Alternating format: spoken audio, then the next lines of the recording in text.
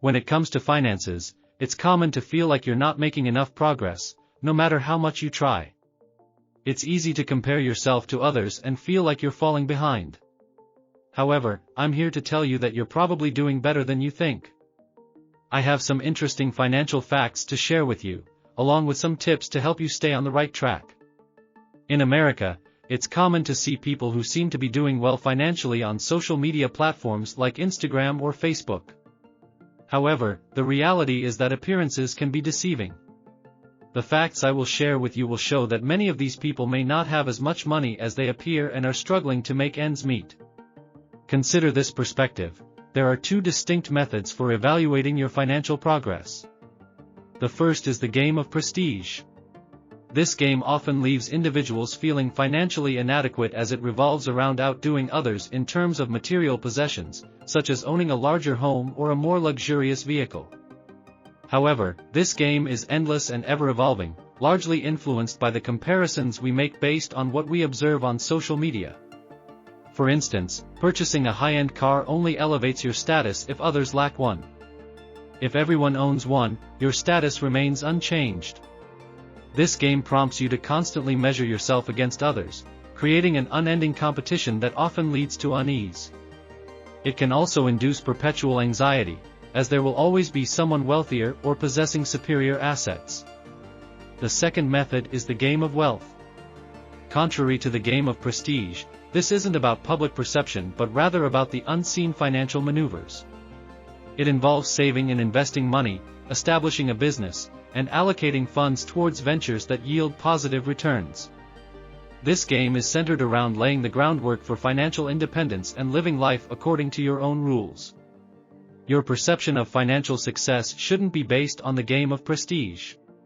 Once you grasp this concept, you'll discover that you're faring better than you initially believed. The game of prestige can be likened to a movie trailer. It only highlights the best parts while omitting the rest. After watching this video, take a moment to reflect. Are you participating in the appropriate financial game? Let's delve into some monetary statistics. Did you know that 57% of Americans lack emergency savings? In the UK, 40% of individuals wouldn't be able to afford a month's worth of living expenses if they were to lose their job, and 57% of Americans are unable to cope with a $1,000 emergency. This indicates that a significant number of people are ill-prepared for unforeseen financial difficulties. In fact, 20% of Americans have absolutely no savings. Therefore, if you have over $1,000 set aside for emergencies, you're ahead of 60% of Americans. It's vital to be prepared for emergencies as they are inevitable. Saving money for such instances is crucial. Ideally, you should strive to save an amount equivalent to 3 to 6 months of your monthly expenses. If your job is highly secure, a savings goal of 3 to 4 months' worth of expenses may suffice. However, if your job security is uncertain, you might want to aim to save an amount equivalent to 6 to 12 months of expenses. Here are some strategies for emergency savings. Each time you receive a paycheck, formulate a budget and allocate a small portion towards emergencies. There's no need to stress about growing this money through investments. It should be readily available in case of an emergency. Your emergency fund should be reserved strictly for genuine emergencies, not routine expenses. Accumulate this money for the worst-case scenarios. Having savings equivalent to 1 month's living expenses is a considerable stride towards financial stability. Now, let's discuss a startling statistic. 33% of Americans have no retirement savings. Are you aware that 1/3 of Americans have not saved any money for their retirement? This implies that 33% of all Americans have not set aside any funds for their later years, such as when they're 60 or 70 years old. These are the years when you'll require money for necessities like rent, food, electricity, and transportation. If you don't save for this, you might have to depend on others like your children, grandchildren, friends, or even the government for assistance. However, they might not be able to provide the care you desire, so it's vital to start planning for this now. It's your duty to ensure your future self's well-being. Invest your money today, even if it's a modest amount. Don't join the group with zero retirement savings. If you're setting aside 10 to 15% of your income for the future, you're outperforming most people, and it's worth it because the more you invest now, the better your life will be when you're older.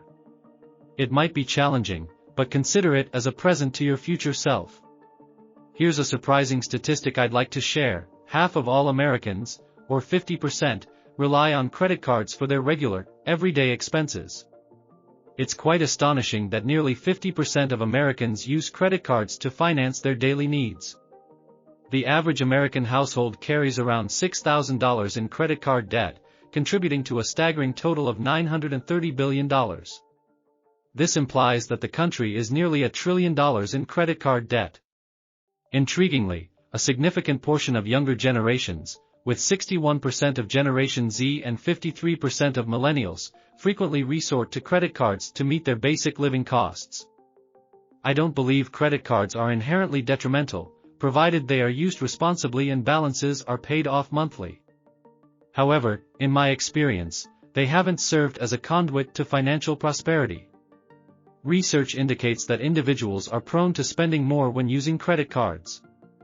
They can facilitate overspending beyond one's means, and debt can quickly accumulate if not managed carefully.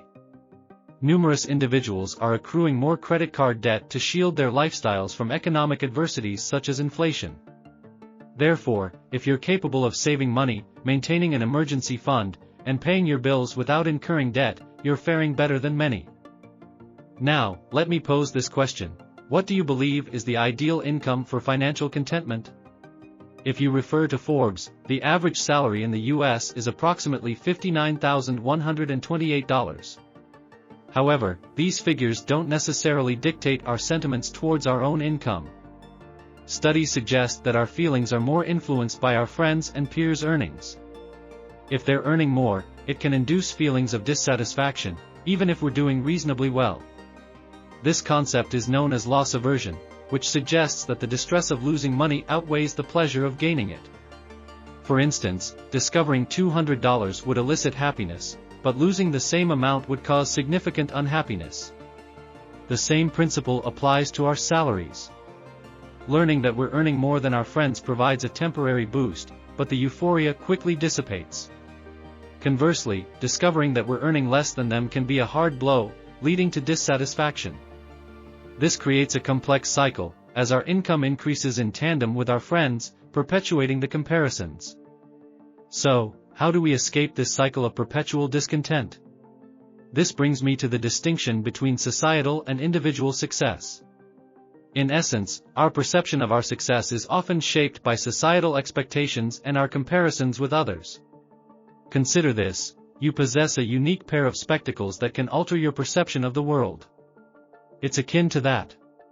We live in a society that often glorifies wealth, luxury, and social prestige. But what if we switched our lenses and began to define success on our own terms, based on our personal values and aspirations, rather than societal norms?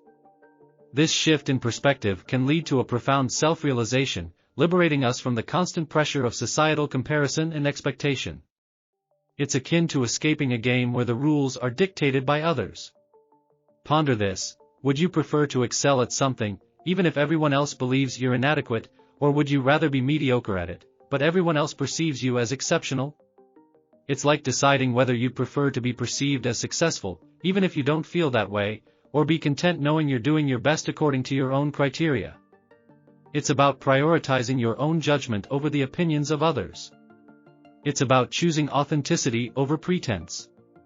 There's a saying that goes, if you change the way you look at things, the things you look at change.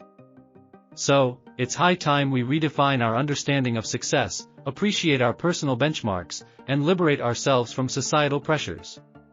Remember, genuine contentment stems from recognizing that your financial journey is distinct and that your interpretation of success is paramount.